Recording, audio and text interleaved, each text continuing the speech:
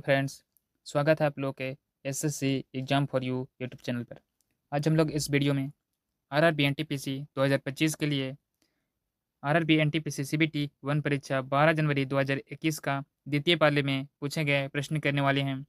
ये किरण पब्लिकेशन का जो है सेट नंबर 9 है। मैथ और रीजनिंग का जो है आप खुद से सॉल्व कर लीजिएगा और टेलीग्राम से पीडीएफ को डाउनलोड कर कर आंसर को मिला लीजिएगा। तो चलिए आज का सेशन स्टार्ट करते हैं। पहला प्रश्न है, इनमें से किस इस्पात संयंत्र की स्थापना छत्तीसगढ़ के दुर्ग जिले में रूसी सहयोग से की गई थी और इनमें 1959 में उत्पादन शुरू हुआ था? ऑप्शन नंबर 4, भिलाई इस्पात संयंत्र की जो है स्थापना छत्तीसगढ़ के दुर्ग जिले में रूसी सहयोग से किया गया था। अगला प्रश्न है,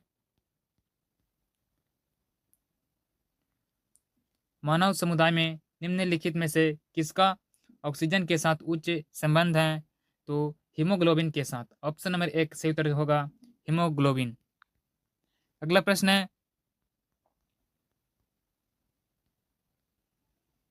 जब लोगों को बजट के माध्यम से वित्त पोषित किया जाता है तथा एक सार्वजनिक वस्तु को किसी भी प्रत्यक्ष भुगतान से मुक्त उपलब्ध कराया जाता है तो इसे किस रूप में संदर्भित किया जाता है? तो इसको जो है सार्वजनिक प्रावधान के रूप में संदर्भित किया जाता है। ऑप्शन नंबर 2 सही उत्तर होगा सार्वजनिक प्रावधान। अगला प्रश्न है, इनमें से कौन सा पौधे के जो है वृद्धि को मापने के लिए प्रयुक्त उपकरण है? तो क्रेस्टोग्राफ जो है वो पौधे को मापने के लिए एक प्रयुक्त उपकरण होता है। ऑप्शन नंबर 3 सही उत्तर होगा क्रेस्कोग्राफ।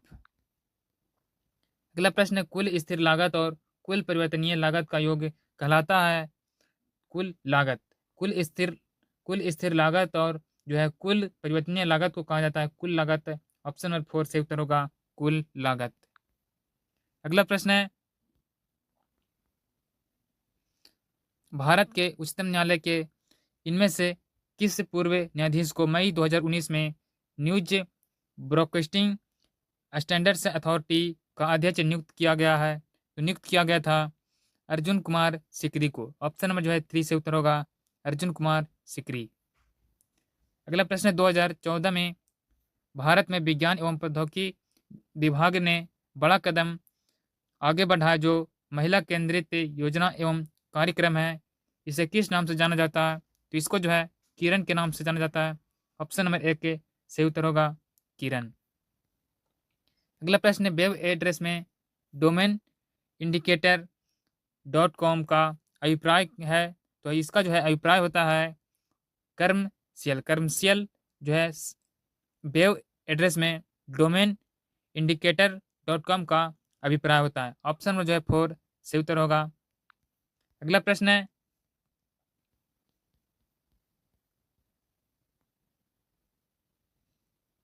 निम्नलिखित में से कौन भारत का नवीनतम नाभिकीय शक्ति स्टेशन है?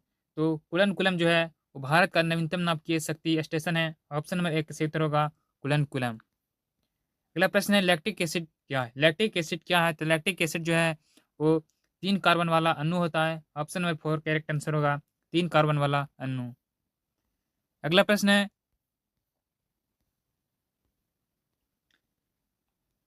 इनमें से कौन सा राज्य बॉक्साइट का सबसे बड़ा उत्पादक है? तो बॉक्साइट का जो है सबसे बड़ा उत्पादक जो है वो है उड़ीसा राज्य। उड़ीसा राज्य जो है बॉक्साइट का सबसे बड़ा उत्पादक राज्य है। ऑप्शन नंबर 4 करेक्ट आंसर होगा उड़ीसा। अगला प्रश्न है, 1793 में अस्थायी बंदोबस्त लागू होने के समय बंगाल का गवर्नर जनरल कौन था? तो 1793 में अस्थायी बंदोबस्त लागू होने के समय बंगाल का गवर्नर जनरल था Lord Charles Cornwallis. Option number 4 से उत्तर होगा चार्ल्स कॉर्नवालिस। अगला प्रश्न है, अरुंधति रॉय को किस पुस्तक के लिए बुकर पुरस्कार से सम्मानित किया गया है? तो अरुंधति रॉय को जो है वो the God of small thing जो पुस्तक है इसके लिए जो है बुकर पुरस्कार से सम्मानित किया गया था। ऑप्शन नंबर 2 करेक्ट आंसर होगा the God of small things. अगला प्रश्न है, भारत में सीमा सड़क संगठन की स्थापना कब की गई थी? तो भारत में जो है सड़क सीमा संगठन का जो है स्थापना किया गया था मई 1960 ईस्वी को। ऑप्शन नंबर 4 करेक्ट आंसर होगा मई 1960। अगला प्रश्न है, प्रसिद्ध लोकगीत कजरी कहाँ लोकप्रिय है? तो प्रसिद्ध जो है लोकगीत कजरी जो है वो प्रसिद्ध है उत्तर प्रदेश राज्य में। ऑप्शन नंबर 2 करेक्ट आंसर होगा उत्तर प्रदेश। अगला प्रश्न है, इनमें से किस रेशेदार फसल का प्रयोग मोटे कपड़े, बैग, थैले और सजावटी सामान बनाने के लिए किया जाता है? तो जूट। जूट जो है रेशेदार फसल का। ऑप्शन में जो है 3 से उत्तर होगा जूट। अगला प्रश्न है, इनमें से किसकी स्थापना इनमें से जो है किसकी स्थापना लीग ऑफ नेशन के स्थान पर की गई थी? तो लीग ऑफ जो है नेशन के स्थान पर स्थापना जो है किया गया था संयुक्त राष्ट्र का। ऑप्शन नंबर 4 करेक्ट आंसर होगा संयुक्त राष्ट्र। अगला प्रश्न है, सन 2019 में fellowship of the royal society United kingdom के लिए चुनी जाने वाली प्रथम भारतीय महिला वैज्ञानिक कौन है? तो वैज्ञानिक है Gagandeep Kang. Option number 4 correct answer होगा गगनदीप कंग। अगला प्रश्न है, निम्नलिखित में से किसने पाकिस्तान के गठन की मांग का विरोध किया था? तो गठन का जो है मांग का विरोध करने वाले थे वो थे खान अब्दुल गफ्फार खां। ऑप्शन नंबर 4 करेक्ट आंसर होगा खान अब्दुल गफ्फार खां जो है पाकिस्तान के गठन की मांग का विरोध किए थे। अगला प्रश्न है, एमनेस्टी नेशनल नामक संगठन इनमें से किसकी सुरक्षा पर केंद्रित है? तो मानवाधिकार के सुरक्षा पर। ऑप्शन नंबर 1 करेक्ट आंसर होगा मानवाधिकार।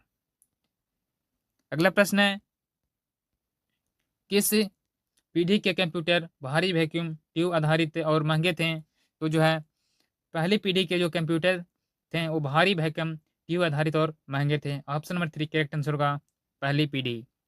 अगला प्रश्न है, प्रसिद्ध उपन्यास अनचटेबल किसके द्वारा लिखा गया है? तो अनचटेबल जो पुस्तक है वो लिखा गया है जो के आर श्रीनिवासन अय्यर के द्वारा। K R Srinivasan Iyer. Option number 3 correct answer होगा के आर श्रीनिवासन अय्यर। अगला प्रश्न है, 2019 में जलवायु संबंधी कार्यवाही और आपदा तैयारियों पर आधारित 5वां ABU मीडिया शिखर सम्मेलन कहाँ आयोजित किया गया था?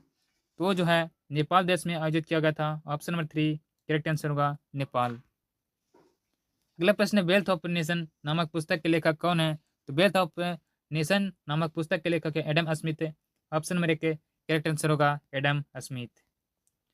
अगला प्रश्न है, इनमें से किस चिकित्सक ने भारत आकर 1794 से 1815 तक बंगाल मेडिकल सर्विस में काम किया और भारत में कई विविध क्षेत्रों में महत्वपूर्ण सर्वेक्षण एवं खोजें की? तो वो व्यक्ति हैं Francis Buchanan. Option number 3 correct answer होगा फ्रांसिस बुकानन।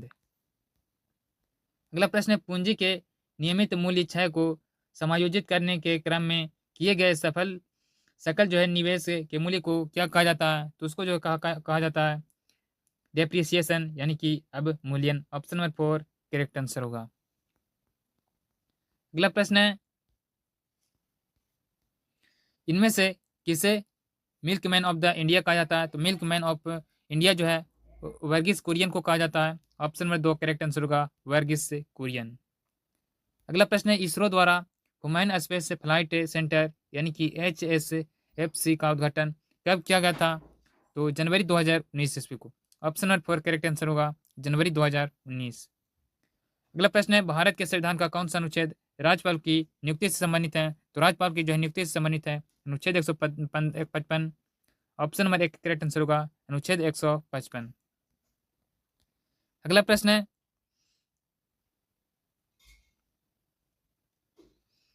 प्रकाश के अपवर्तित करने के लिए एक माध्यम की क्षमता को इस रूप में व्यक्त किया जाता है? तो जो है प्रकाशीय घनत्व के रूप में व्यक्त किया जाता है। ऑप्शन नंबर 2 करेक्ट आंसर होगा प्रकाशीय घनत्व। अगला प्रश्न है, पौधे में बीज में भ्रूण होता है जो उचित परिस्थितियों में अंकुरित हो जाता है। इस प्रक्रिया को इनमें से किसके रूप में जाना जाता है? तो अंकुरन के रूप में। ऑप्शन नंबर 2 करेक्ट आंसर होगा अंकुरन। अगला प्रश्न है, निम्नलिखित में से कौन सा आंदोलन काफी नकारात्मक एवं शांतिपूर्ण था लेकिन प्रभाव में यह सकारात्मक था? तो वो था असहयोग आंदोलन। ऑप्शन नंबर 1 करेक्ट आंसर होगा असहयोग आंदोलन। अगला प्रश्न है, जय जवान जय किसान का प्रसिद्ध नारा किसने दिया था? तो जय जवान जय किसान का जो है प्रसिद्ध नारा दिया गया था लाल बहादुर शास्त्री के द्वारा। ऑप्शन नंबर 1 के करेक्ट आंसर होगा लाल बहादुर शास्त्री। अगला प्रश्न है डब्ल्यू इनमें से किस प्रोटोकॉल का प्रयोग किया जाता है? तो डब्ल्यू में जो है वो एच टी पी जो है प्रोटोकॉल का प्रयोग किया जाता है। ऑप्शन नंबर 1 के करेक्ट आंसर होगा। अगला प्रश्न है सौभाग्य योजना केंद्र सरकार के किस मंत्रालय के अधीन है? तो सौभाग्य योजना जो है वो केंद्र सरकार के विद्युत मंत्रालय के अंतर्गत आता है। ऑप्शन नंबर 4 करेक्ट आंसर होगा विद्युत मंत्रालय। अगला प्रश्न है मनोरा का किला कहाँ स्थित है? तो मनोरा का जो है किला वो तमिलनाडु राज्य में स्थित है। ऑप्शन नंबर 4 करेक्ट आंसर होगा तमिलनाडु। अगला प्रश्न है कौन भारत में 23 वर्षों यानी कि 1802 से 1825 तक रहा, जो चित्रकला चित्र परिदृश्य एवं आम लोगों की तरह प्रत्येक दिन जिया? तो वो व्यक्ति थे जॉर्ज चितरी। ऑप्शन नंबर 2 करेक्ट आंसर होगा जॉर्ज चितरी। अगला प्रश्न है गोली दर्पण की प्रवर्तक सतह का केंद्र बिंदु क्या कहलाता है? तो केंद्र बिंदु जो है गोली दर्पण का प्रवर्तक सतह का केंद्र बिंदु कहलाता है ध्रुव पोल। ऑप्शन नंबर 2 करेक्ट आंसर होगा ध्रुव। अगला प्रश्न है 1948 में वैश्विक व्यापार को विनियमित करने के लिए गेट का स्थापना की गई थी। तो GATT यानी कि गेट का पूर्ण रूप क्या है? तो गेट का जो है पूर्ण रूप होता है general agreement on traffics and trade. Option number 3 correct answer होगा general agreement on traffics and trade. अगला प्रश्न है इनमें से किस राज्य में सर्वाधिक संख्या में कॉटन मिलें स्थित हैं और उनमें से अधिकांश कपड़े के बजाय सूत का उत्पादन करती थीं?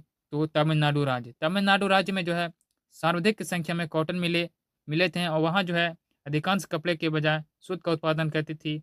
ऑप्शन नंबर 4 करेक्ट आंसर होगा तमिलनाडु। तो मैंने इस वीडियो में जो है RRB NTPC CBT 1 परीक्षा का प्रीवियस ईयर क्वेश्चन किए जो 12 जनवरी 2021 का द्वितीय पाली में पूछा गया था। वीडियो पसंद आए तो वीडियो को लाइक कर दीजिए, चैनल को सब्सक्राइब कर लीजिए। मिलते हैं अगले वीडियो के साथ। जय हिंद।